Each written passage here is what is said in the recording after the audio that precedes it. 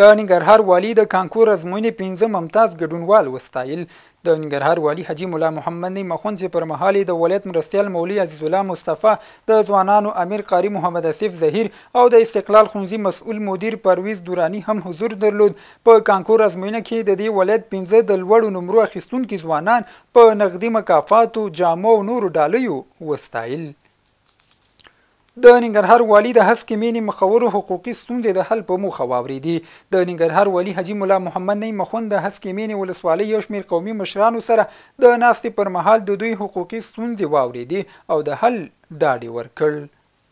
د ننګرهار بهرنیو چارو نوی رئیس مسؤلینو ته وروپېژندل شو. د ننګرهار ولایت مقام دفتر رئیس مولوي شاهد نوراني له لوري د بهرنیو چارو نوی رئیس مولوي جان محمد انقلابي مسؤلینو ته وروپېژندل شو. د ولایت مقام دفتر رئیس د مخکینی رئیس مولوي فضل هدي احمد د کړنو ستاینه وکړه او نوی رئیس ته سپارښتنه وکړه چې خپلې چارې د نافذه قوانینو سره سم پر مخ یوسي. د ننګرهار والي څخه د لالپورې خلکو د انکشافي پروژو پلي کېدو غوښتنه وکړه. د ننګرهار والي حاجي مولا محمد نعیم مخون سره د لالپورې ولسوالۍ قومي مخورو په ناسته کې د پوهنې استنادي دیوالونو، سړکونو او یو شمېر نورو برخو کې د انکشافي پروژو پلي کېدو غوښتنې وکړې.